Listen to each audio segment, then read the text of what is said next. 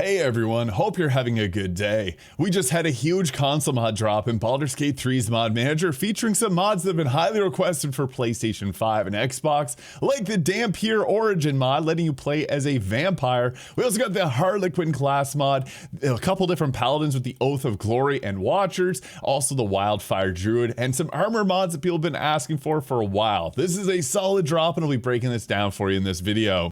First up, we have the Harlequin Class Mod, which has been updated for patch 8 by Adarugo. I also want to give a shout out to Adarugo for translating my subclass mods into Korean. And one cool thing about this class mod is I actually covered it way back in 2024. It was previously only available on Nexus mods, and they've updated it for patch 8 to now work properly. And with this class, you get the Harlequin Alias here, which lets you make a deception intimidation check with advantage. And you get the Rhythmic Assault. This is really cool because you make a weapon attack, and then your next weapon attacks will get an additional 1d4 of psychic damage that stays until you miss an attack. This will also scale up to 5 to 20 psychic damage upon hitting level 9. This class also has compatibility with the Dawnstar spell mods. And we have 3 different subclasses. I have done builds on this in the past. With the Acrobat, this is all about movement speed. You get the Evasive Training, which is like a dash as a bonus action. And you also get the Elusive, which will give it disadvantage to attack rolls against you. The Jester is more so like a stealthier class, which lets you hide, and when you attack a target from hiding, you can frighten the target. And the Torchbearer is all about fire damage, and you can uses your Charisma modifier to add additional fire damage onto your attacks, and you get to choose from a variety of different spells. And when using torches, lanterns, and clubs, these weapons are considered finesse weapons for you, which is actually really interesting. It feels kind of like a rogue and a bard, but a different complete playstyle. And the nice thing about this is it has full level 20 support as well, up to level 5 spells. So this is made by Adarugo, which so is the Oath of Glory. Well, actually, this is created by the Harlequin Zigo, ported by Adarugo. Same thing here with the Oath of Glory. This is made by Big Green Mako, big Final Fantasy VII fan, and this one's ported by Adarugo. Now, the Oath of Glory is kind of like a support paladin. It gets some nice abilities that buff up your allies. And at level 1 here, you get the Mighty Deeds bonus action using your channel Oath to be able to give disadvantage on opportunity attacks against you or an ally. And you get an increased critical hit chance by 1 for 10 turns.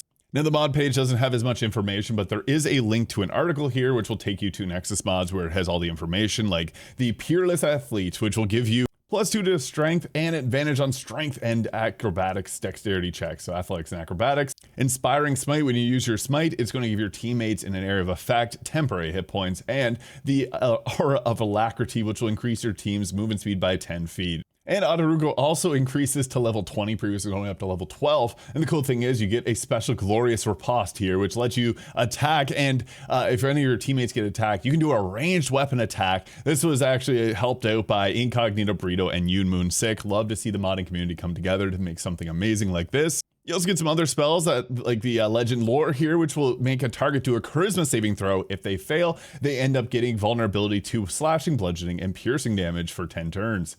You also get Yolan's Regal Presence here, which makes a bubble around you, doing a 4d6 of psychic damage, half on a save. And then you can also push a target away as a bonus action up to 10 feet. And the Living Legends, the level 20 ability, once per long rest, you gain 1 bonus action or use of a level 5 spell slot. Plus the ability to get advantage on charisma checks. If you fail a saving throw, you can then succeed on it. And if you miss an attack, you can force it to hit instead. So that is the Oath of Glory. In addition to this, we also have the Oath of Watchers, level 20 expansion. This is another mod made by Big Green Mako, expanded and built upon by Adarugo for patch 8. Now with the Oath of Watchers here, you get the Unwavering Gaze for 3 turns, gain 24 meters dark vision, advantage on perception checks, and attacks will deal an additional 1d4 of force damage to lately or heavily obscured targets. For 3 turns as a bonus action, Channel Divinity. I'm not going to go over every single ability here. I don't want to stretch the video out as most people skip these sections, but at level 7, Aura of the Sentinel gives your team a +3 to their initiative rolls in area of effect. You have Non-Detection, which grants an ally immunity to divination spells that reveal harmful effects, such as Detect Invisibility, grants immunity to detect evil and good, Hunter's Mark, See Invisibility, and True Strike. And also has a level 20 ability here, the Mortal Bulwark. Once per long rest, you gain 1 bonus action. Or use a level 5 spell slot. Might have misread it previously. You get Vigilant Eyes, which for 10 turns, detect invisible creatures up to 12 meters, and also added 2d8 of force damage to your weapon attacks, gain advantage on attack rolls against aberrations, celestial, elemental, fiends, fae, and undead. And when you hit a creature with an attack roll using a melee or ranged weapon you are currently wielding, dealing damage, it can banish that target for 3 turns. This banishing attack feature can be toggled on and off. So yeah, it's awesome to see 2 new Paladin mods added to the mod manager here, and you get to choose which type of dialogue tags you want with each of these. And next up, we got the Druid Circle of Wildfire here by Tepcoonset. I do want to quickly make a little note on this class. Since I go through and make sure that I test these mods, even though Larian does test them, I want to test them too, because sometimes there are little quirks that do pop up with mods. So if you multi-class and then class into the Druid and choose the Circle of Wildfire, you don't get to choose any other subclass. It overrides all of them here.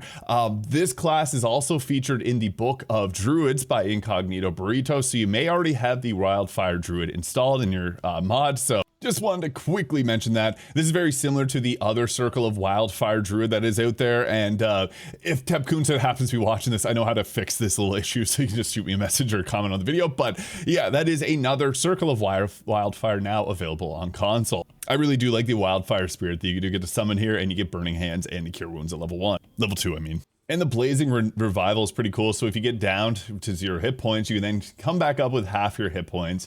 So kind of like a Phoenix, the Circle of Wildfire Druid. Now you're probably wondering what this beautiful armor set was. Well, if you checked out my best mods of the week videos that I do every single Saturday, I covered it the week that it dropped. This is the Goblin Hunter set by Skirby. Love this. It's only for body types too, so I have this on Gale right now, but don't worry, we do have body types 1, 2, 3, 4 mods here as well. So this armor set by Skirby, as their other ones, does come with some different versions. So you do get a few different weapons here. You get a short sword and a steel sword. You can see the steel sword on the character there. There's also a camp version of this as well.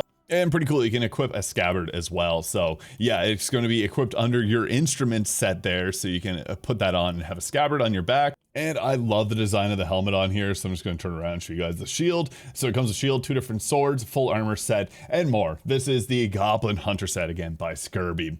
Now next up, we got the Acheron clothing and light armor here by Onyx Omens. Now, one thing about this armor set is that it actually released on Monday, but my thoughts were it was supposed to be included in the last mod drop and it just didn't get toggled on. So yeah, that's probably what happened with this one, as they don't normally just approve one single mod here. But yeah, Acheron clothing and light armor here by Onyx Omens here comes with a variety of different appearances. So you can see the body type 1, 2, 3, 4, and TMTS body types 1 and 3. It also fits Gith, Half-Orc, Dragonborn, Gnomes, Halflings, Dwarves, and it looks amazing. Comes with dyes. And you saw it on Minsk, now you see it on Shadowheart. I love this armor set. I think this looks amazing, and I love the support for all the different body types included in this. So yeah, Acheron clothing and light armor by Onyx Omens.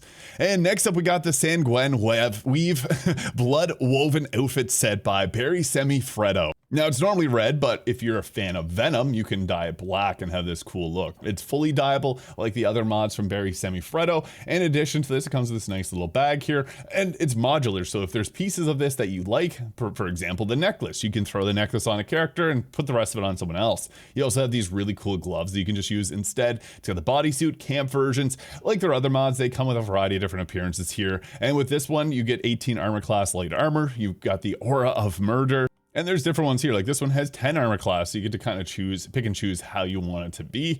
And there's also one with an additional different texture here, which I just switched to off camera because sometimes it does bug out and I can't show that stuff on YouTube. But yeah, that is that there in the red. It looks really nice. I'm a big fan of this, and Barry Semifreddo actually drew this out all by hand. So yeah, I can only imagine how long this would have taken to create. It is an amazing outfit mod. And you're probably wondering what this large thing on my back is. Well, this is a new bow that just got added today, the Heartstrings Musical Bow for All by Callie Sins. Now, this has a variety of different appearances, so depending on the elemental damage type that you want, you got Psychic, Poison, Radiant, etc. So there's a variety of different ones that this comes with. So in the chest that it comes with, you got the lyrical chest, there's the male and female, because interestingly enough, Larian gave male and female drow and regular elves different animation types, so you can choose between these two depending on it, and read this here for more information on that. Basically, the F1 for female, M for male, so depending on the body type that you chose, they're going to have different animations when they're used. And I gotta say, the Heartstrings Ice version works great with the Winter Spirit Bard, the mod that I have, and it is available on console. So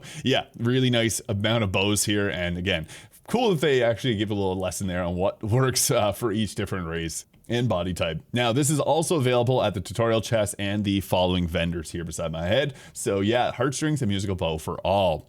Next up, I love this, the Unhelpful screen hints by Max Strength Wizard. So this is featured in Larian's live streams alongside 3 of my mods. Pretty cool, but this is Unhelpful mod. It's meant to be funny. So having a hard time on your honor mode, maybe Explorer's more your speed there, chump. There's also ones, remember, licking doorknobs is illegal in other multiverses. They also shared a threat that they did get for making this mod, and unfortunately this happens to myself and many other modders, and I mean, I'm a YouTuber, most people hate YouTubers, so I understand that, but modders are just trying to make the game better, so if you enjoy a particular mod, please go leave some positive feedback on their mod, because it means more than you can imagine. A lot of weird toxicity out there. But next up, we got the Dhampir Origin mod here by Tepkunset. Now this mod will show up as an origin here. Now, if you have the all origins mod installed, and I have it installed because I'm doing a Minsk origin run at the current moment, this will override it. Typically with the mods that add new origins, they don't always play nicely with each other. So yeah, if you're using another mod that adds origin, you may not see this pop up.